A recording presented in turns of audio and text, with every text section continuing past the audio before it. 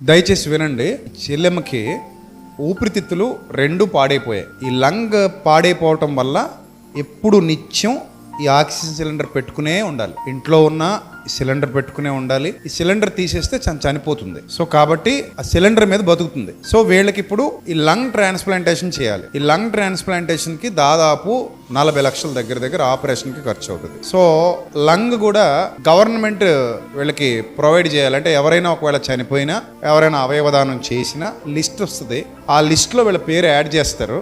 అలా ఎక్కడైనా లంగ్ దొరికినప్పుడు ఈ అమ్మాయికి సూట్ అయితే అది అరేంజ్ చేస్తారు. వీళ్ళు రిజిస్టర్ చేసుకున్నారు. జీవన్ దాన్ లో వీళ్ళు రిజిస్ట్రేషన్ చేసుకున్నారు. సో అంటే ఎక్కడైనా లంగ్ వీళ్ళకి వచ్చినప్పుడు, అంటే ఊపిరితిత్తులు దొరికినప్పుడు గవర్నమెంట్ లెక్కల్లో దాన్ని అమ్మాయికి అమరుస్తారనమాట.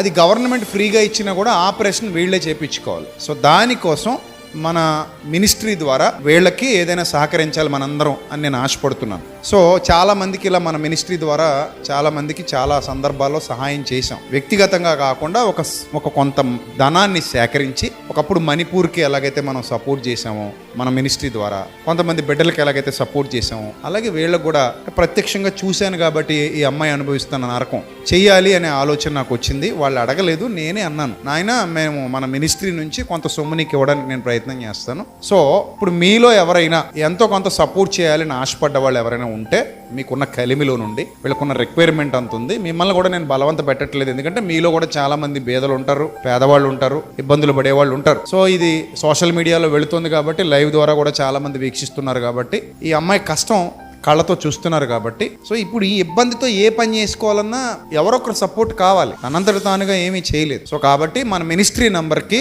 మనందరం కలిసి ఒక బల్క్ అమౌంట్ పోగు చేసి వీళ్ళకి ఇద్దాం. సో ఎవరైతే సపోర్ట్ చేయాలనుకుంటున్నారో లైవ్ లో వీక్షించే వాళ్ళు కానీ, ఇక్కడ ఉన్న వాళ్ళు కానివ్వండి, మన నెంబర్ మీ అందరికీ తెలుసు, 8500006349. ఆ నెంబర్కి మీ యొక్క ప్రేమపూర్వక సహాయాన్ని పంపించి మాకు వాట్సాప్లో పెట్టండి. అనే ఇదిగో మేము ఈ అమ్మాయికి ఇంత సపోర్ట్ చేస్తున్నాం అని చెప్పి పెట్టండి. ఇదంతా మనం కలెక్ట్ చేసి మనందరి చేతుల మీదకి ఈ అమ్మాయికి చెక్కిద్దాం. నేను కూడా అందులో యాడ్ చేస్తాను. అదంతా కలిపి ఈ అమ్మాయికి మనం చెక్కిద్దాం. మన వంతు ప్రయత్నం మనం చేద్దాం. ఆ తర్వాత ఇంకా దేవుడి దయ వల్ల ఇంకా ఎవరైనా వీళ్ళకి సహకారం అందిస్తే త్వరగా ఈ అమ్మాయికి ఆ లంగ్ కూడా ఏర్పాటు అయితే, ఆపరేషన్ జరిగి ప్రాణాలతో నిలబడితే, సో జీవితకాలం అంతా మీకు కృతజ్ఞత కలిగి ఉంటుంది ఈ పాప.